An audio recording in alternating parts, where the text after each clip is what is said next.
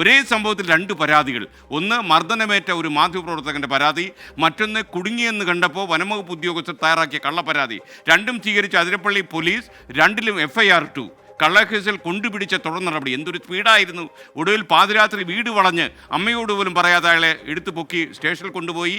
വനിതാ പോലീസുകാരിയുള്ള ഒരു സ്റ്റേഷനിൽ അയാളെ ജട്ടിയിട്ട് മാത്രം നിർത്തുന്ന മഹാമനസ്കത. കള്ളക്കേസിൽ ജയിലിൽ കഴിയുകയാണ് 24-ൻ്റെ അതിരപ്പള്ളി റിപ്പോർട്ടർ റൂബിൻ ലാൽ.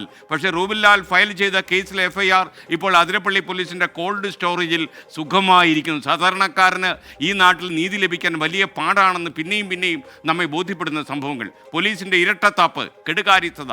ഈ റിപ്പോർട്ടിലേക്കാണ് നമ്മൾ കടക്കുന്നത്. ഒന്ന് മാത്രം പറയാം, തീർച്ചയായിട്ടും ഈ വനം പോലീസ് നെക്സസ് അതിൻ്റെ കടയറുത്ത് വീഴ്ത്താൻ, അഴിമതിക്കാരായ ഉദ്യോഗസ്ഥന്മാരെ സംരക്ഷിക്കാൻ വേണ്ടി ചില ആളുകൾ നടത്തുന്ന അതിരുവിട്ട കാര്യക്ഷമതയുടെ യഥാർത്ഥ ചിത്രം വരും ദിവസങ്ങളിൽ ഞങ്ങൾ പുറത്തു കൊണ്ടുവരും. ഈ റിപ്പോർട്ടിലേക്ക്.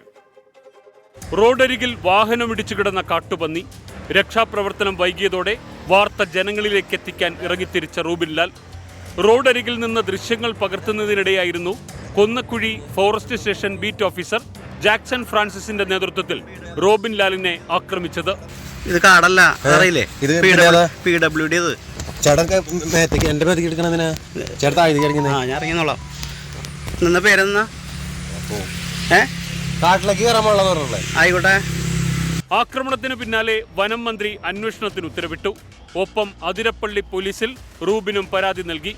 മന്ത്രിയുടെ അന്വേഷണം നിലനിൽക്കെ ജാക്സന്റെ പരാതിയിൽ കള്ളക്കേസെടുത്ത് അർദ്ധരാത്രിയിൽ അതിക്രൂരമായി റൂബിനെ അറസ്റ്റ് ചെയ്തു. ലോക്കപ്പിൽ റൂബിന് നേരിടേണ്ടി വന്നത് കേരളത്തിന് തന്നെ തല താഴ്ത്തേണ്ടി വരുന്ന കൊടിയ പീഡനങ്ങൾ. ഇത്രയും നേരം അടിവസ്ത്രത്തിലാണ്, ഷർട്ട് പോലും ഉണ്ടായിരുന്നില്ല. എന്നെ വീട്ടിൽ നിന്ന് കയറ്റി കൊണ്ടുവന്നത്. എന്നെ മർദ്ദിച്ചിരുന്നു. വീട്ടിൽ നിന്ന് അസഭ്യം പറഞ്ഞിരുന്നു. തന്നെ ഒരുപാട് അസഭ്യം പറഞ്ഞു. എന്നെ കഴുത്തിന് പിടിച്ച് ഞെക്കി കൊല്ലും എന്ന് പറഞ്ഞു. കൊല്ലുന്ന് പറഞ്ഞേ. CA എന്നെ വെച്ചേക്കില്ല എന്ന് പറഞ്ഞേ.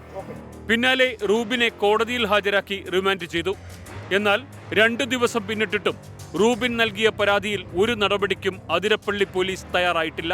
കേസ് പഠിച്ചുകൊണ്ടിരിക്കുകയാണെന്നാണ് SHO G. ആൻഡ്രിക് ഗോമിക്കിന്റെ വിചിത്രവാദം. ഞായറാഴ്ച 12 മണിക്ക് റൂബിനെതിരായി ലഭിച്ച പരാതിയിലാണ് അർദ്ധരാത്രി അറസ്റ്റ് ചെയ്യുന്നത്.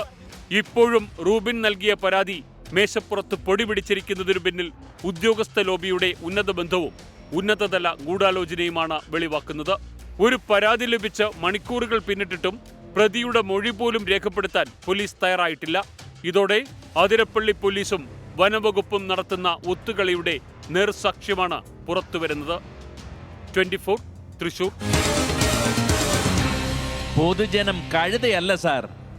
വിധി ദിനത്തിൽ 24 മാജിക് ജൂൺ 4 ചൊവ്വാഴ്ച രാവിലെ 5 മണി മുതൽ 24-ൽ.